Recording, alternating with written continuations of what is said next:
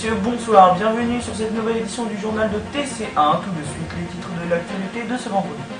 À Saint-Gabriel, le projet de réhabilitation commence sur les zones d'enseignement technologique et scientifique avec déjà la destruction du bâtiment d'enseignement sportif avec, vous allez le voir, des réactions partagées. Détruit pendant les vacances de la Toussaint, le projet se concrétise pour donner lieu à l'avenir d'un nouveau bâtiment plus adapté. Toujours dans le même sujet, cet ancien local, souvent critiqué pour des conditions vétustes, ne possédait pas de vestiaires aux normes et d'équipements adaptés. Devant la caméra d'Emma Besson, les élèves témoigneront de la qualité des anciens vestiaires et des températures extrêmes qu'ils ont pu affronter. Le dossier de cette édition, le bâtiment de technologie qui sera lui aussi prochainement démoli. Bâtiment censé être temporaire, il est toujours utilisé depuis plus de 20 ans.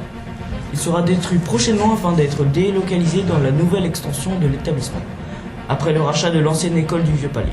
Emmanuel Berthelot, professeur de technologie, sera avec nous pour nous dire ce qu'il en est. Ça y est, c'est décidé. L'accès au self pour les 3e est conclu avec la direction.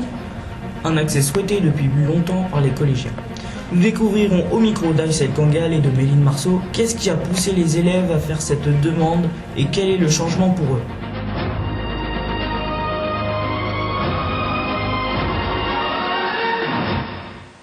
C'est un bouleversement historique.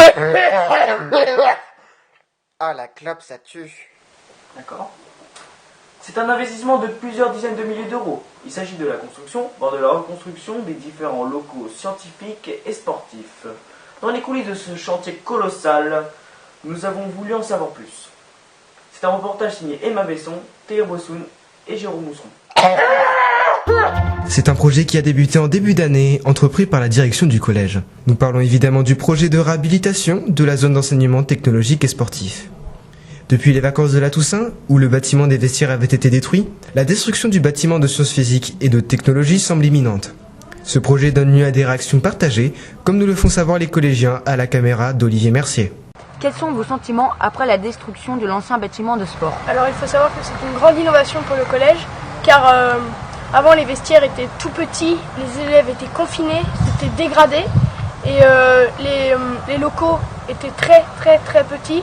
Les professeurs de sport rangeaient leurs outils dans des bâtiments très saturés, et quand il faisait très froid à l'extérieur, il faisait aussi très froid à l'intérieur. Malgré quelques annonces en début d'année, avec le projet de reconstruction de bâtiments plus neufs et mieux adaptés, le projet d'aménagement du collège reste flou pour les collégiens. Toujours dans le même sujet, l'année dernière, des plaintes avaient été déposées suite aux conditions déplorables des anciens vestiaires. Une commission portée par Théo Bossoun et Jeanne Perret en avait fait la synthèse. Hugo Loiseau, Jérôme Mousseron et Aïssel Kangal se sont rendus sur le terrain pour voir l'opinion des élèves. Ce n'est plus qu'un mauvais souvenir pour les collégiens. Des vestiaires délabrés, sans chauffage, sales et rustiques, c'est ce qu'ont dû affronter les élèves du collège pendant des années. Et lors des hivers les plus rudes, les températures frôlaient les zéros. C'est un scandale pour le syndicat des collégiens. Les vestiaires étaient très mal entretenus. On arrivait, il n'y avait pas de lumière. Il faisait froid, il faisait sombre.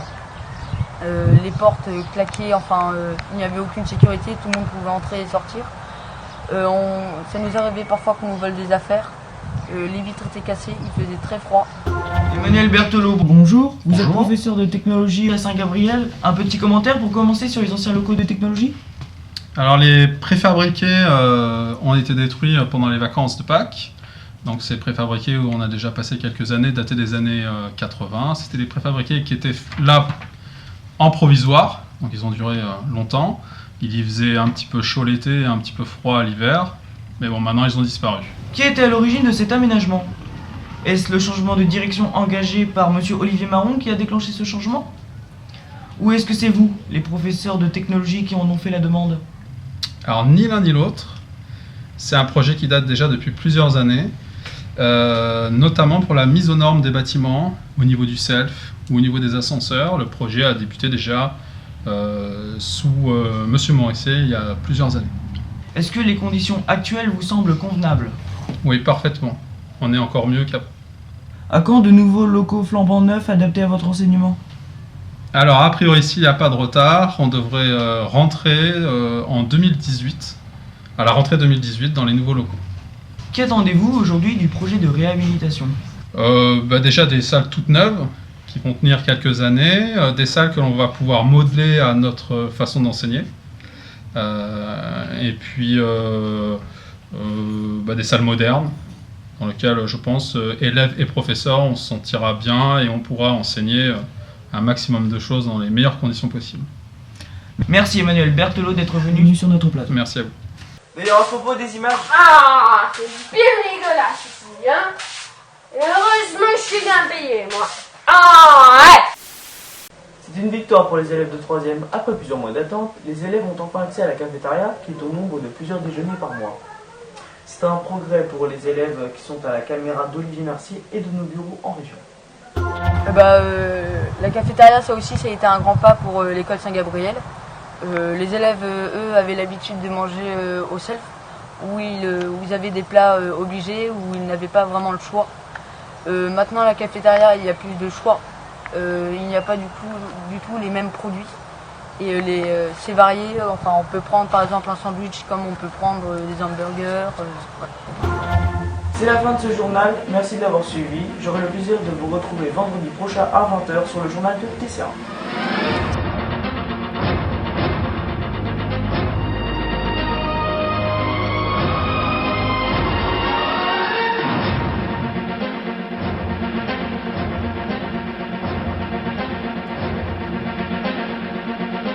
Ah, mais c'est dégueulasse ici, hein.